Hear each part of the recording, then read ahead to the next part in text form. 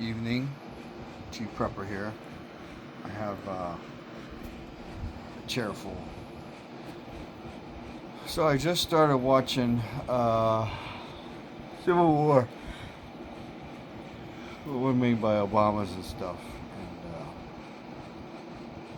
And been thinking about this information for a while. We as Americans have not seen what we have visited upon tens of millions of fucking people across the world in different countries. War. Most people in America, with the exception of people who are around the Boston Marathon and the FBI building up in, I want to say it was Dallas or Fort Worth, I don't remember which. Or if they were around the Waco incident when the FBI went in there falsely, apparently. The FBI is dirty. The guy that was bucking for the head of the FBI, he's dirty as shit. So, and that's my opinion, but it's based on information I've seen and heard. Most people don't know what bullets sound like when they go by you or when they hit close to you. People certainly don't know what explosions are like, where the ground fucking shakes, the walls shake, concrete comes down on top of you, what mortars landings sound like, or car bombs, vehicle-borne IEDs, or rockets, incoming rockets, outgoing rockets, and then when you see a rocket fly over you, it sounds like whoosh. That's what it sounds like if you're close enough to it. I saw them at least 4 or 5, maybe 10 before I knew what the fuck they were. I was seeing rockets fly over. They looked like giant yard darts. You know, them darts we used to throw up in the air. They look like those, except they're like at least 6 feet long, maybe longer. They're called Katushka rockets. Right? Shit gets real when the ground shakes from explosions and walls shake and if glass is shattered because of an explosion. Alright, so I promised you guys a video. I don't know if I'll do it tonight, and I'm not going to get fully dressed, but I'll put on stuff and talk about it. I've already put it on before, but I don't think I put it on with the elbow pads and knee pads. Bottom line is you need a good pair of boots, preferably combat boots. You can get them at military surplus stores. Long hats, long sleeves, t-shirts, socks, and underwear. Plate carrier, elbow pads, knee pads. Some kind of if you can get them, combat gloves with reinforced knuckles, preferably made out of Kevlar.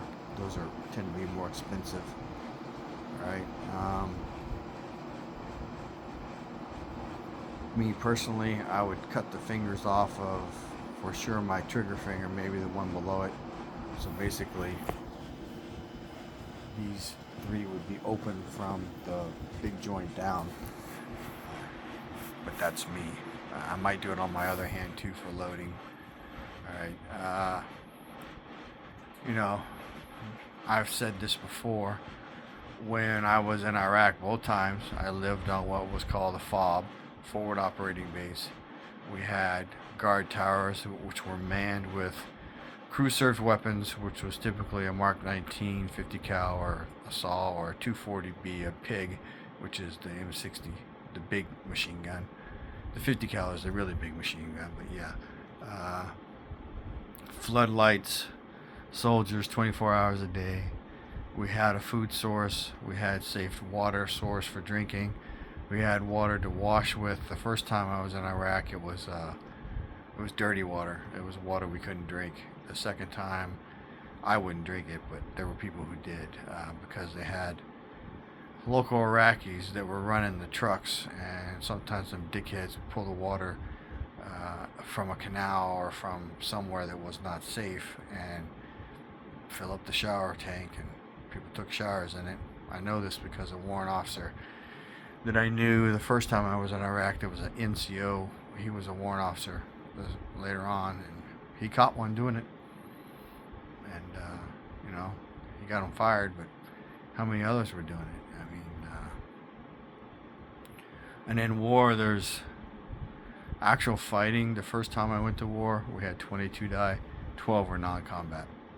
12 were, one guy got electrocuted hopping into a pool that the Haji hooked up to shock people. Another soldiers were died when they were taking a shower and brushed up against copper pipes that were electrified. Several died in the striker rollover in 2003. That was because the leadership in the military was stupid. They don't think. Everybody thinks that construction, engineering, and materials is the same as it is in America. It is not. All right. So those soldiers, at least one died strapped into his seat. So he never came out of the striker. One guy survived. I want to say his name was Sergeant Mata. He was at E6. When they pulled him out, he was chalky.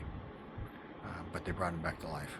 And he continued his tour and then went home, and he got out of the Army. All right. There is a distinct smell from death and from explosions and from blood and carnage. Once you smell it, it will never ever go away. All right. The kind of fatigue you're gonna have is gonna be unholy, so to speak. There's a reason I came back fucked up. I had I couldn't stand crowds. I couldn't stand, the entire time I was gone, both times, all I wanted to do was be able to reach out and touch my wife. I used to reach over and touch a picture on the wall, and when I came home, I couldn't sleep with her in bed. It freaked me out.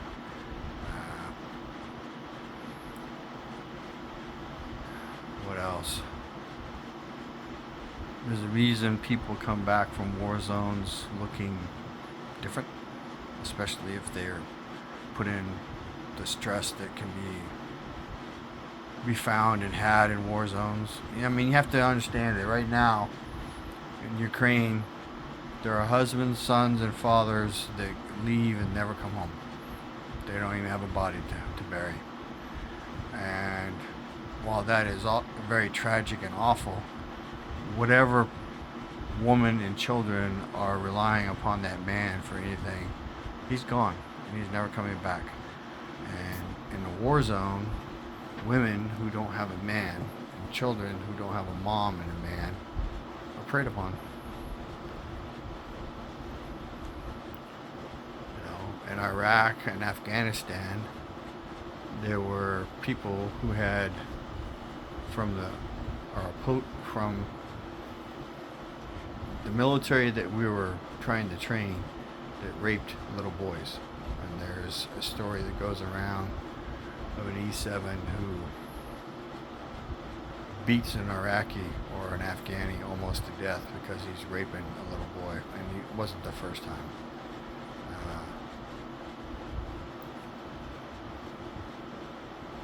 And the government tolerated that, just so you know. Our government, our military.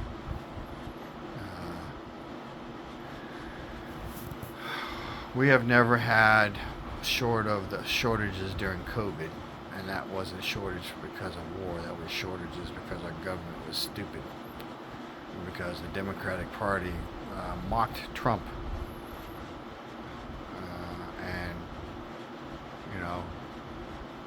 You have to understand the government allowed that to happen. They knew about it. They could have shut down flights. They could have said no more incoming flights. And instead of doing that, they let it go. I don't think they ever stopped flights.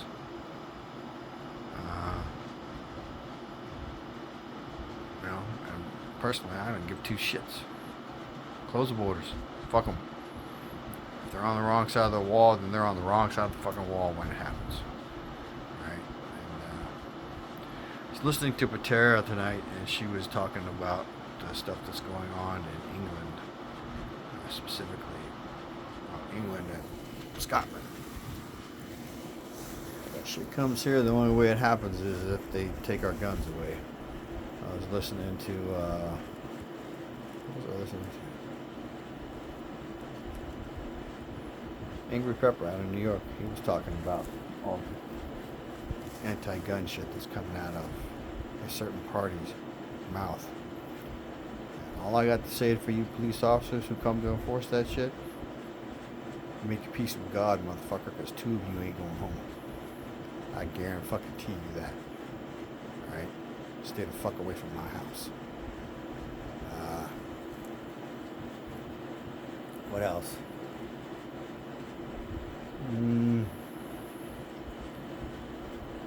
Sanitation's an issue in a war zone. Even we had access to water and stuff. Medical is a severe issue. For most of us in America, it won't be as big a deal because wherever you live at, your body is adapted to it. But when we were overseas, little nicks, cuts, and scratches, because the environment was different, could make you really sick. It could kill you, actually, if you didn't get it treated right. So our enemy will face that when they get here. They're already here, but they're not here in a wartime manner just yet. I also listened to, it was Travis, but I don't know if he was talking about, it might have been him, he was talking about how Iran has not acted. Apparently, that part of the world, they like to start shit on Fridays and Saturdays, so it's Friday over there now. And then tomorrow evening or afternoon it'll be Saturday, so we'll see if it starts this weekend or not. There's rumors that Russia is going to start a proxy war with the U.S. and Israel by supplying Iran. And then there's the whole Ukraine has fucking invaded Russia. So, you need to understand that we ain't, as bad as it is, we ain't got it bad yet. But I stick to my opinion. I think there's going to be fighting here, like open fighting. And people are going to have to pick a side. What amazes me is the retards, the liberal fucks of the world that buy into Kamala Harris and that dickhead governor. Man. Sometimes I think the only solution to this is a civil war. And we started by killing a bunch of the fucking Democrat leaders. I used to think the Republican Party was much better, but now I just think they're 2 wings of the same bird. And the bird is shitting, crapping all over America. So I wanted to talk to you about the war thing. I'll do a video hopefully soon. I'll gear up and show you. I've already showed you my plate carrier. I don't know if when I did that, if it had. I no longer have level 3A plus. I now have level 4 plates. So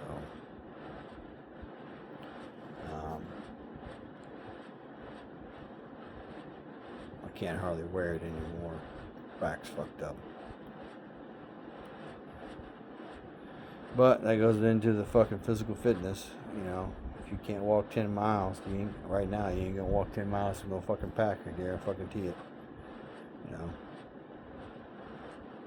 You can be the best shooter in the world. Be like the movie, I want to say it was Glory with Matthew Broderick, where he was the only white soldier in the unit, and the black soldiers.